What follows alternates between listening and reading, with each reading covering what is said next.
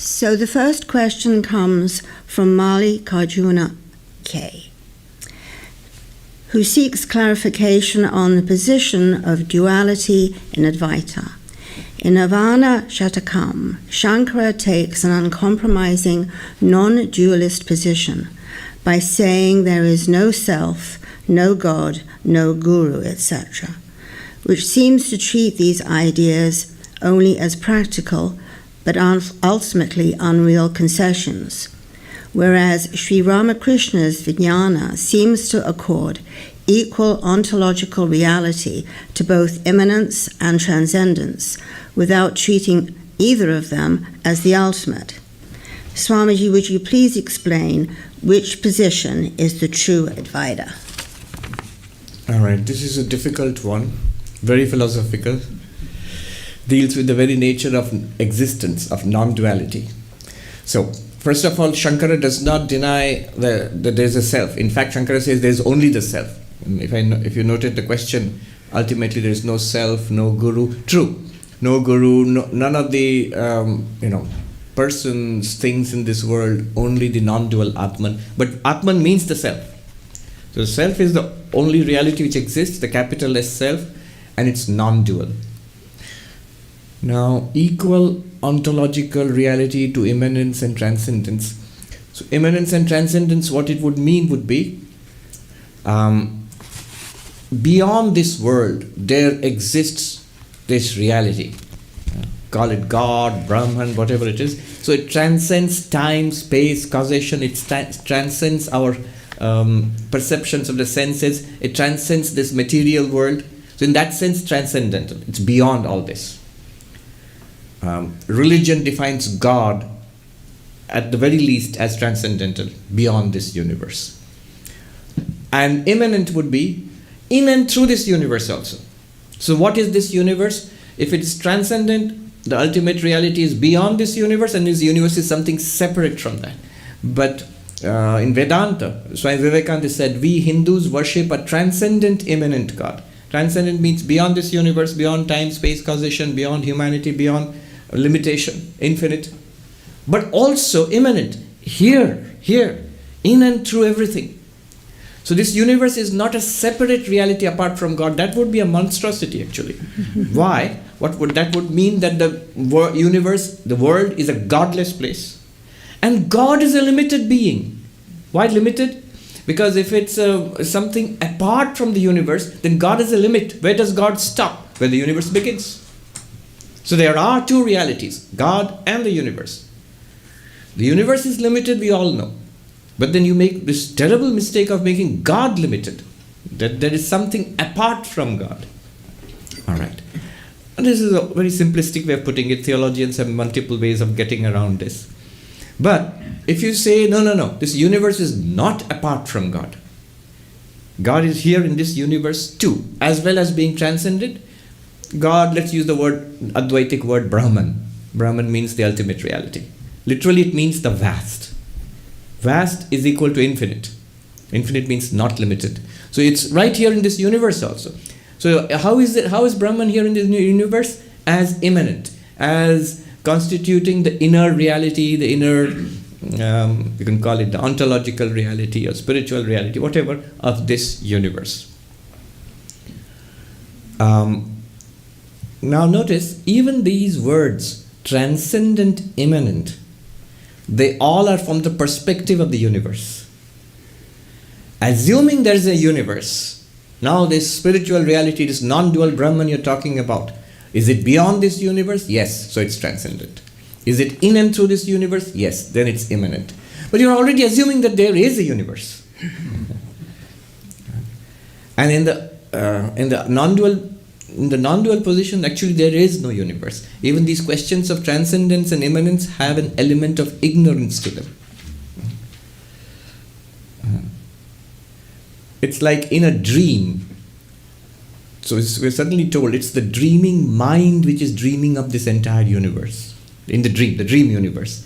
Now if I ask that, so where is this dreamer? Is he part of this universe, somewhere around this? No, he's beyond this. The dreamer is dreaming, and now we have a dream. But not only beyond this, the dreamer is also immanent in the dream.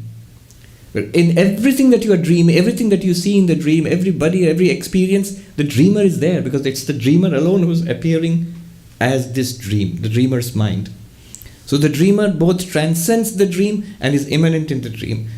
But if the dream is not a reality at all, in that case, transcends what and is immanent in what? It's the dreamer alone who is real, not the dream. Now, if somebody says, does one give equal ontological importance to transcendence and immanence?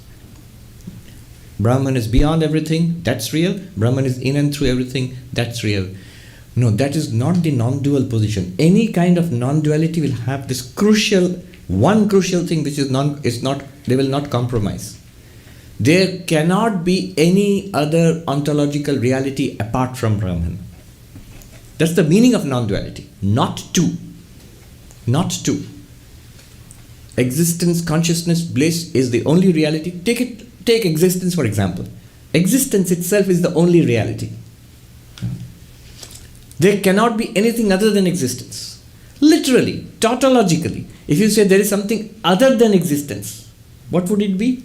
Not existence. Well, not existence does not exist anyway, so. Now, existence alone exists. Almost by definition. So, Brahman alone exists. There is no 50-50 sharing of, Brahman has some reality and the world has some reality, then it's not non-duality. However, even within this strict definition of Brahman as the non-dual reality, no compromise with, no sharing of existence. Brahman alone exists. Then there's no second existence equal to Brahman apart from that.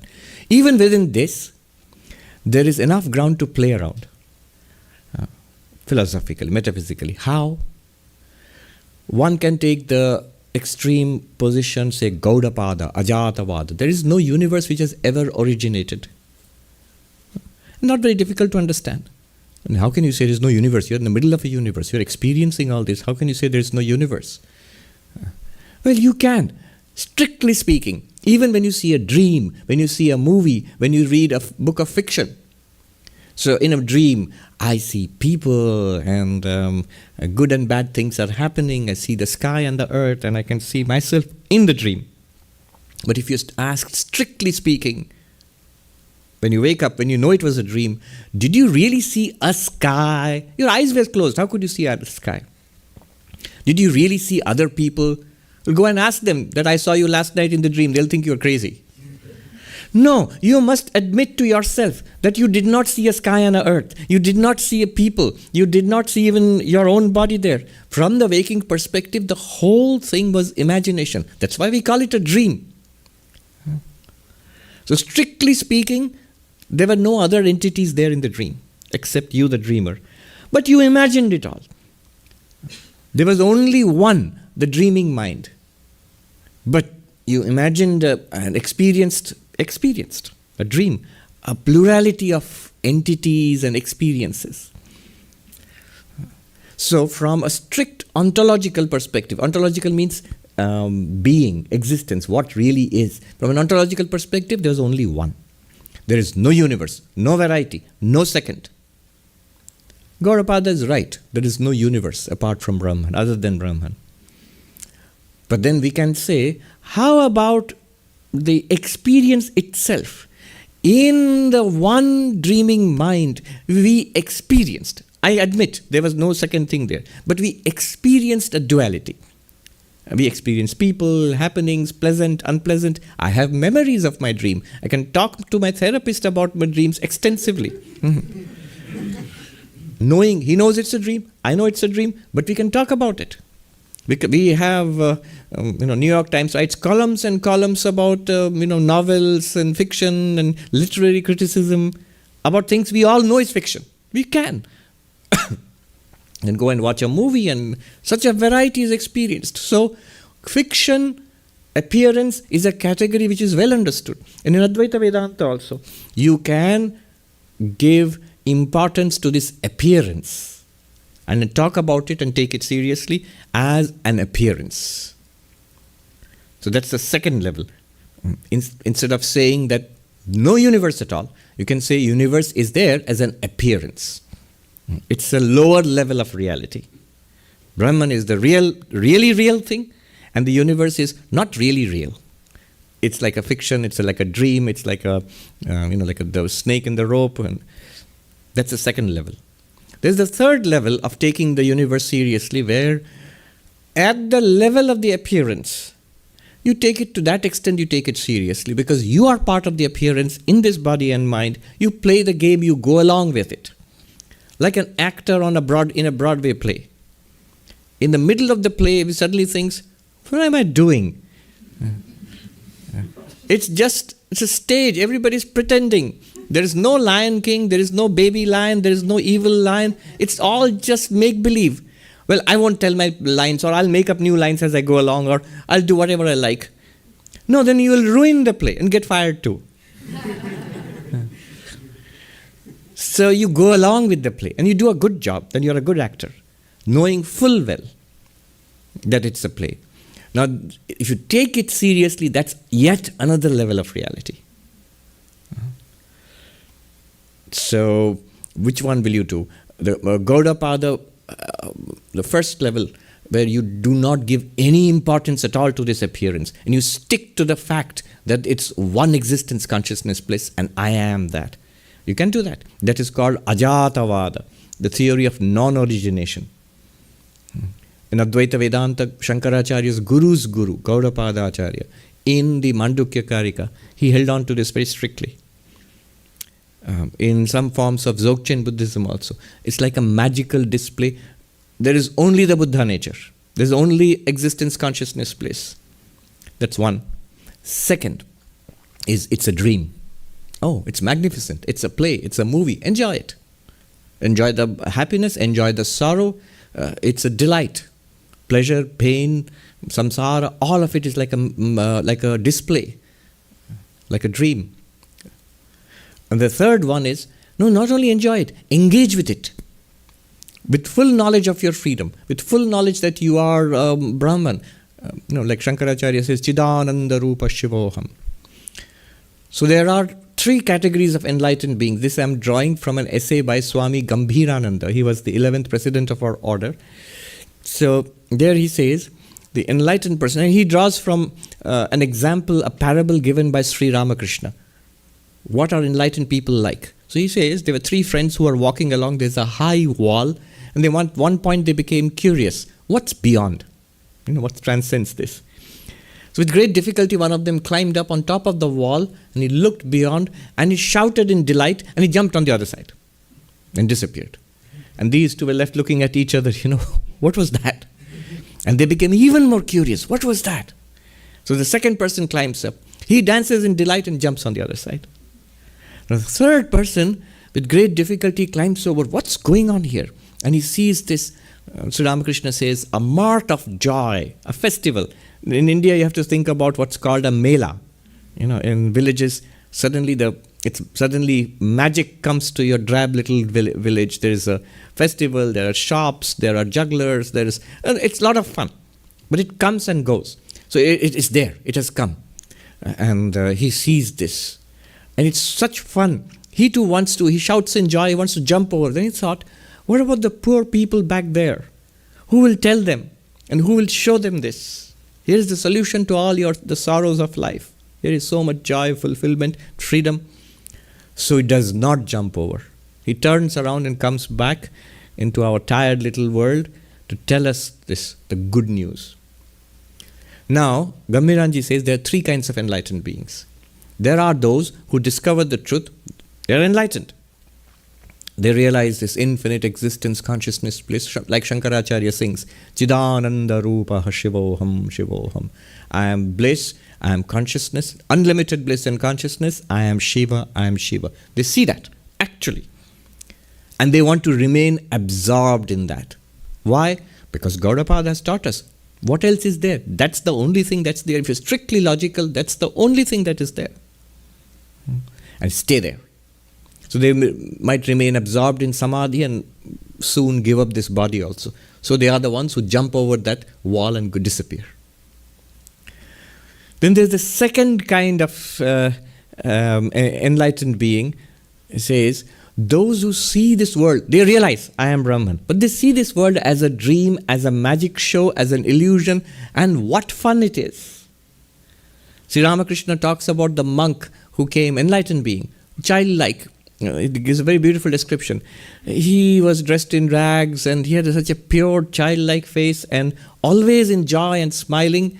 He would stay most of the time in his little hut in meditation. But once in a while he would come out and look at the sky, the river, the Ganga, where Sri Ramakrishna lived, the temple and the trees, and shout with joy, bravo, bravo. He would say, wah, wah. Why? Here is this one pure subject appearing as the objective universe. Here is this eternal existence consciousness bliss appearing as a continuously changing samsara. Here is this pure being appearing as sky and earth and river. Here is this unlimited consciousness appearing as a myriad of conscious entities. Here is bliss appearing as misery, sorrow, the pursuit of pleasure. What a wonderful display. Amazing. And so he shouts in delight. He would sometimes, Sri Ramakrishna says, this monk would roll on the sand, he couldn't control his laughter. What fun, what fun. And then he would go back into the hut. He didn't go out and, he acknowledged it, that he sees it. But he didn't go out and, open schools and colleges and a hospital and give people teachings about Vedanta. He didn't. Because it's not real to him, it's a display. And then there's the third one, Swami Gambhirananda writes, third kind of enlightened one, who's the one who came down from the high wall and came back to us, is the one whose heart melts in sympathy for our sorrows. So he takes this appearance seriously and reacts to it appropriately. These are the world teachers. They are the reason why we are here today. Why all temples, churches, meditation halls, and all the scriptures of the world, why do they exist? Because of that third category. And of course, there we make hierarchy. We make hierarchies. Some are Jivan Muktas, enlightened beings, free while living. Some are avatars. But these are our categories. All right, so that's my answer to the question. Sri Ramakrishna, in the spectrum, where would he fall? So in the spectrum, where would he fall? It sounds like what is that, DSM or something? The mental illness, the spectrum of mental illness. In which part would Sri Ramakrishna fall? Well, he would fall on this part of taking this world seriously. So he takes this seriously. And so do we, Vivekananda and others. So not only to teach and share, but also not just spiritual knowledge, but all of it. Once you have this helpful mode, you would want to help in every possible way. Not just give Vedantic or teachings, but also schools for the unlearned and illiterate, or hospitals to take care of the sick, the hungry, and the poor, and so on. So your helpfulness does not stop here. Well, this is not Vedanta, it's outside the syllabus. You can go elsewhere. No. Yeah, so that's the answer. In fact, if you want to put it in one sentence, would just say that Sri Ramakrishna gives more emphasis on the immanence aspect of it.